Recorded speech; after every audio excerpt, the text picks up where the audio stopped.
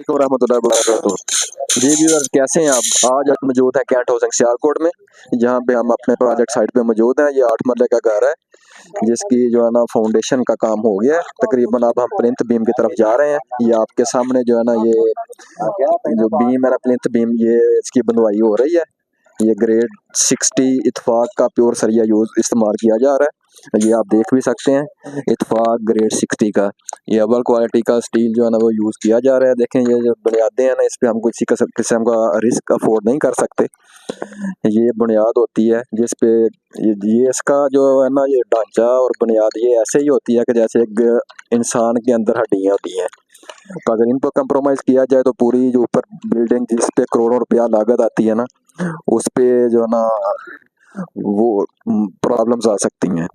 तो इसलिए आप देख रहे हैं सारी ये जितने भी बीम है, हम इस पे काम कर रहे हैं। जी बाजवा साहब, अस्सलाम वालेकुम। वालेकुम अस्सलाम रहमतुल्लाह।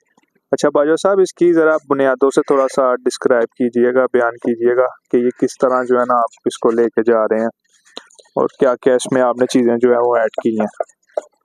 अच्छा सर, इसमें बुनियादों में यह है कि आपके सामने उस दिन आप लास्ट टाइम आए थे तो हमने ना इसको एक्सीबिशन करवाई थी।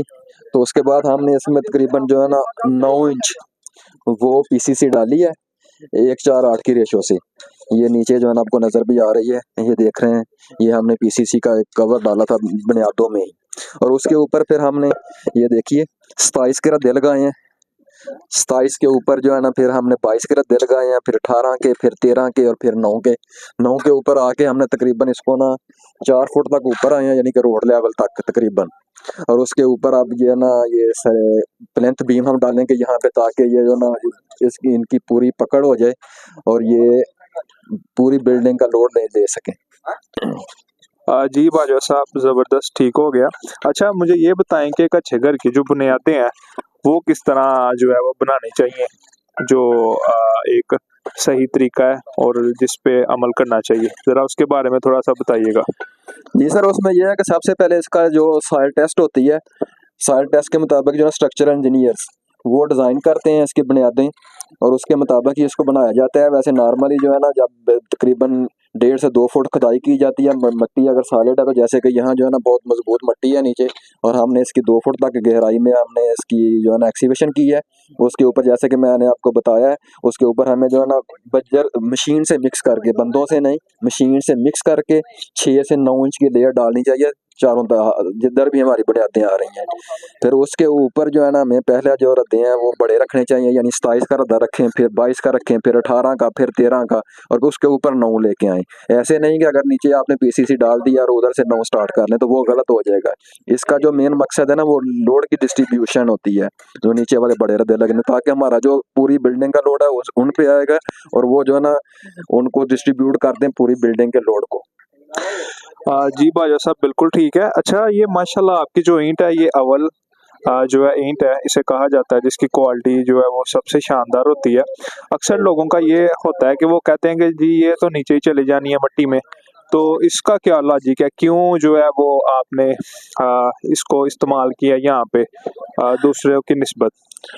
जी बिल्कुल, ऐसे कुछ लोगों की वो ऐसी थिंकिंग होती है, वो पैसे बचाने के चक्कर में ना हल्की क्वालिटी की ईंट यूज़ कर लेते हैं, जो कि पिल्ली होती है और वो निस्बतन इससे सस्ती भी पड़ती है।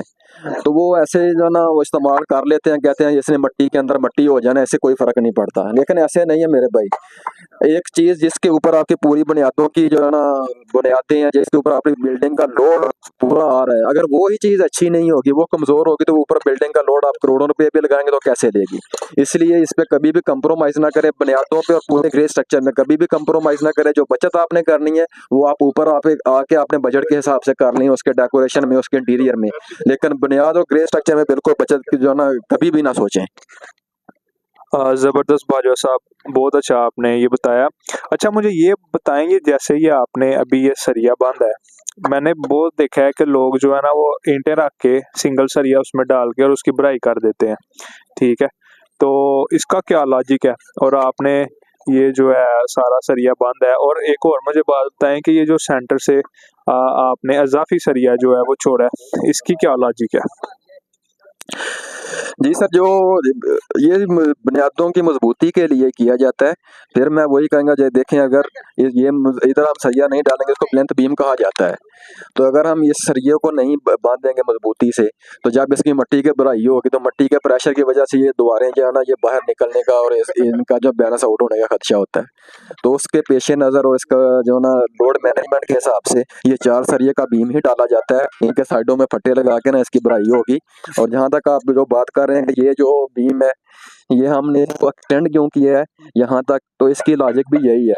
इधर से एक और बीम हम डालेंगे जो कि इसको क्रॉस होता हुआ जाएगा, और ये जो जब इसकी भराई हो जाएगी ना, इसमें एक 4 सरिये हमने इसको एल शेप में डाल के यहाँ तक लेके आएंगे, ताकि जो बार बार हमारी आउटर बाउंड्री वाल है, जब मट्टी का प्रेशर इसमें पड़े तो ये जो है ना उसको गिरफ्त में ले लें और बाहर ना निकल पाए। जी बाजवा साहब, बिल्कुल ठीक है सर। अच्छा आसिफ भाई, मुझे ये बताएं कि अब इसकी जो भराई है वो मशीन के साथ माल को मिक्स करके डालना चाहिए इसमें, कि जो बंदे लोकल करते हैं ऐसे ही मसाला बना के मिक्स कर लेते हैं फिर उसे डाल देते हैं, उस तरह करना चाहिए? ज़रा इसके बारे में थोड़ा सा बताइएगा। जी बिल्कुल, इसको में हमेशा मशीन का ही इस्तेमाल किया जाता है, क्योंकि मशीन की जो मिक्सिंग है वो बंदों के मुकाबले में बहुत बेहतर होती है। बहुत अच्छी तरह से मशीन मिक्स कर देती है। तो इंशाल्लाह जब इसमें हम मशीन से मिक्स करके ही माल डालेंगे।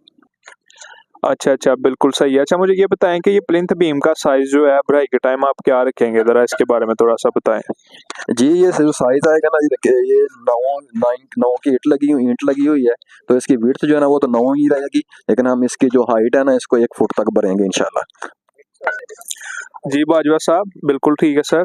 अच्छा ये जो वर्टिकल जो बीम है आपने ये बनाए हैं दोनों साइड्स पे, 2 ये हैं फिर उसके बाद 2 ये हैं, ये जिधर लड़के काम कर रहे हैं, इसकी क्या लॉजिक है, ये क्यों बनाए गए हैं? ये इसकी लॉजिक ये है कि ये साइड वाली जो हमारी बाउंड्री वॉल है, और इधर जो बाउंड्री वॉल की जो हाइट है 7 फुट पे स्टॉप हो जाएगी। तो ये जो गराज का लोड है ना, इसकी छत का लोड लेने के लिए हमने ये बीम डाले हैं। ये बीम जो इंशाल्लाह जो है ना, ये 1.5 फुट जो है ना विड्थ का, और 9 foot sorry 1.5 foot by 9 inches होगा। ये 2 बीम हमने बनाया ताकि ये छत का लोड ले सकें। तो ये जो सेकंड ये गोल वाला राउंड बीम है, ये ना स्पेनिश टाइप का घर बन रहा है। इसकी जो एलिवेशन है आप देखेंगे तो ये स्पेनिश है। तो उसके फ्रंट पे जो 2 पिलर हैं, ये उसकी मजबूती के लिए, और ऊपर छत का लोड लेंगे। ये क्योंकि शेड थोड़ी सी आगे पड़ी हुई है, तो ये ऊपर आके उसको सपोर्ट देंगे। अच्छा बाजवा साहब, अब आपने यहाँ पे मट्टी डालनी है कि रेत डालनी है? क्योंकि सारी बात है आपने फिलिंग करनी है। अगर मट्टी डालनी है तो वो बताएं, वो एक अच्छी रहेगी इस प्लॉट के लिए कि रेत ठीक रहेगी? क्या डालनी चाहिए, क्या रिकमेंडेशन है कि क्या जो है वो इसमें भराई के टाइम चीज़ें इस्तेमाल करनी चाहिए? वो कटना है जी। इसमें हम इंशाल्लाह ताला रेत की भराई करेंगे, मट्टी की नहीं करेंगे। उसकी रीजन ये है कि रेत जो है ना, एक दफा जब उसकी कंपैक्शन हो जाती है तो वो मजीद फिर बैठती नहीं है, नीचे नहीं होती। तो फ्लोर जो है ना, जब हमारा फर्श बन जाता है तो वो बैठता नहीं है। अगर हम मट्टी की भराई करें तो आपको पता है कि 6-7 फुट जब मट्टी की भराई करेंगे तो वो उसमें ना चांसेस होते हैं कि वो मट्टी बैठ जाएगी। तो अगर मट्टी बैठ गई तो हमारा जो पूरा फर्श और जितनी वो फ्लोरिंग हुई होगी, जितनी महंगी टाइल है, वो सारा जो है ना बेकार हो जाएगी। तो इसलिए हमेशा जो है ना कोशिश करें कि भराई रेत से ही करवा के अच्छी तरह कंपैक्शन करवाएं। जी बाजवा साहब, बिल्कुल ठीक है सर। बहुत शुक्रिया, आपने बहुत एक अच्छी इन्फॉर्मेशन शेयर की है हमारे साथ। तो व्यूवर्स, ये था आज थोड़ा सा कंस्ट्रक्शन के हवाले से। बाकी ये है कि इंशाल्लाह ताला आपका किसी भी किस्म का कोई क्वेश्चन हो इसके रिलेटेड आप कमेंट में बताएं कि क्या है, और ये वीडियो इंशाल्लाह ताला आपके लिए एक फ़ायदेमंद साबित होगी। जो भी बंदा घर बनाना चाहता है अपना, या कोई सर्विसेज लेना चाहता है, तो उसके लिए जो है ना ये बेहतर आगाही होगी। और कोई भी बंदा अगर सर्विसेज लेना चाहता है हमारी, तो हमारे जो है साथ वो रब्ता कर सकता है। इंशाल्लाह ताला ये आपके सामने ही है काम की क्वालिटी, और इंशाल्लाह ताला हम जो है वो एक अच्छा डिलीवर करेंगे उन्हें।